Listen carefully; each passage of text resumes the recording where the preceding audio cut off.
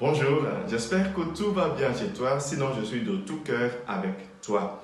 Aujourd'hui, le Seigneur nous invite à méditer sur le verre de trop. C'est juste une image pour parler de l'excès. Nous vivons évidemment dans un monde d'excès. Il faut toujours plus et toujours plus et après plus, encore plus. Et aujourd'hui, nous avons des textes qui nous rappellent comme quoi c'est très important de revenir au juste milieu. Évidemment, il est difficile de viser le juste milieu, mais nous n'avons pas de choix. C'est la seule façon de vivre correctement et laisser un monde à nos enfants.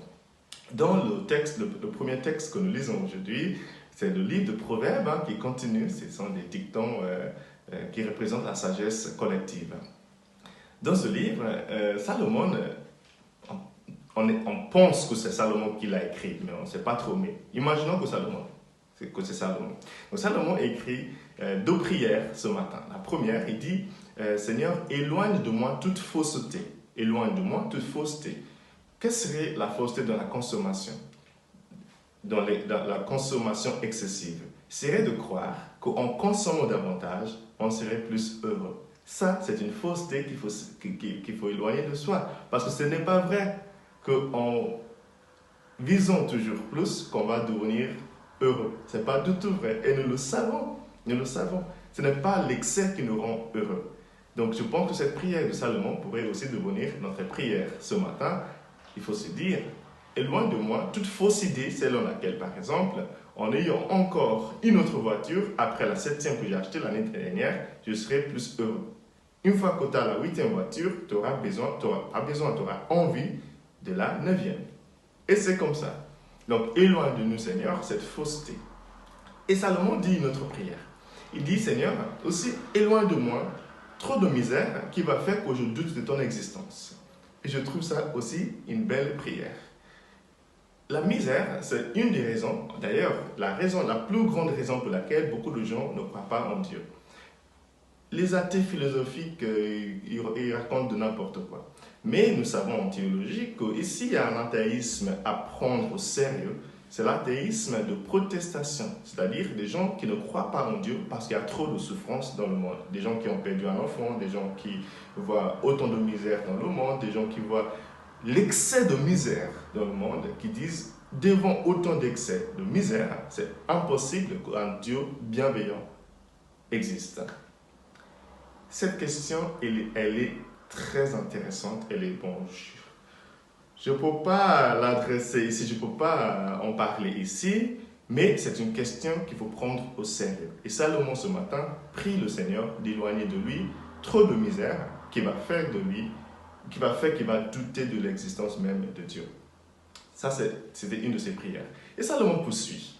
Il prie aussi que Dieu éloigne de lui trop de richesses qui feraient qu'il va penser qu'il n'a plus besoin de Dieu, qu'il peut tout faire lui-même.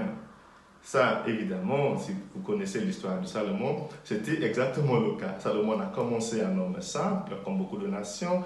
Il est devenu riche, il est devenu roi. Il a demandé au Seigneur la sagesse. Le Seigneur lui a accordé la sagesse. Mais une fois qu'il était sage, il était riche, il a abandonné les voies du Seigneur. Ce qui arrive aussi à beaucoup de nations. Au départ, historiquement, on était chrétiens, on était religieux, on a construit avec des valeurs chrétiennes. Une fois qu'on est devenu riche, Dieu pouvait aller se mettre au coin.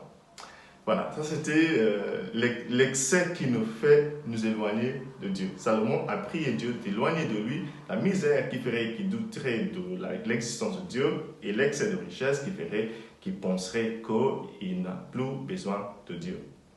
Et dans l'évangile aujourd'hui, Jésus poursuit cette pensée quand il était en train de préparer ses apôtres pour les envoyer en mission. Il a dit d'éviter l'excès. Il faut éviter de prendre trop de choses dont vous n'aurez pas besoin. Sachez faire confiance à la providence divine. Si Dieu t'a donné une tâche, si Dieu t'a donné une mission, il ferait en sorte que tu as ce qu'il faut pour parvenir à faire ce qu'il t'a demandé de faire. Donc il dit à ses apôtres, vous n'avez pas besoin de prendre des gros sacs sur votre dos, de prendre l'excès, des choses en fait. Bref, je pense que vous pouvez lire cet évangile dans l'évangile de Saint Luc, chapitre 9, de versets 1 à 6. En gros, Jésus leur disait, restez dans la frugalité. Restez dans la frugalité et vous allez réussir votre mission. Chers amis, je termine en vous disant qu'aujourd'hui, nous le savons, que si nous vivons dans l'excès, on peut faire mal à soi-même. Si tu manges trop, si tu bois trop, si tu fumes trop, tous les trop te font mal à toi-même. Deuxièmement, tu fais mal aux autres. Et aujourd'hui, quand nous parlons de l'écologie, on ne peut plus ne pas se rappeler que lorsque nous vivons dans nos trop, nous consommons en amont le futur de nos enfants. Comme on dit en Afrique, il ne faut pas manger l'orange et des pépins dedans.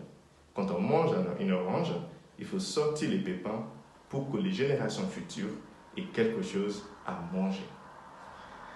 Que Dieu vous bénisse aujourd'hui, le Père, le Fils et le Saint-Esprit.